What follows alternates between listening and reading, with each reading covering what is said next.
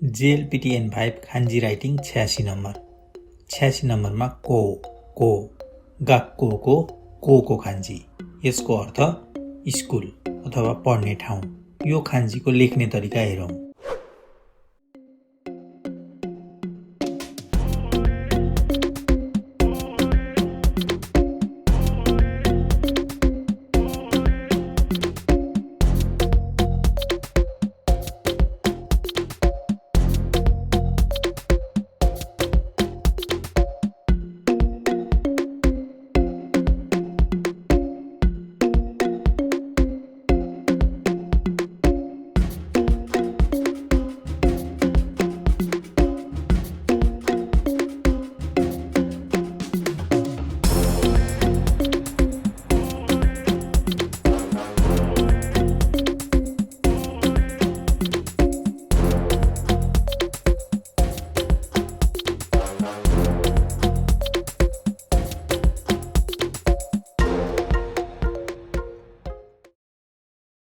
यो खान्जीको पढ्ने तरिका को।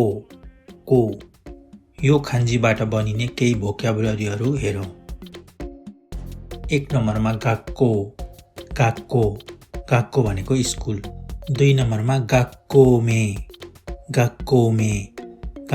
भनेको गाक्कोको नाम, स्कुलको नाम। 3 नम्बरमा शोगाक्को भनेको प्राइमरी स्कुल।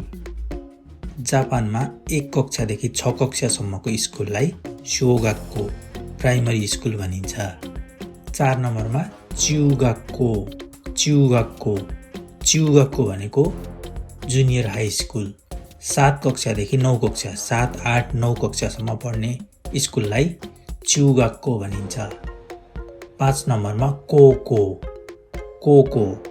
भनेको हाई स्कुल। 10, 11, 12 कक्षा पढ्ने स्कुललाई कोको हाई स्कुल भनिन्छ। 6 नम्बरमा सेन्मोनगाक्को भनेको भोकेसनल स्कुल। काम गर्ने विषयसँग सम्बन्धित अध्ययन गर्ने स्कुललाई सेन्मोनगाक्को भनिन्छ। 7 नम्बरमा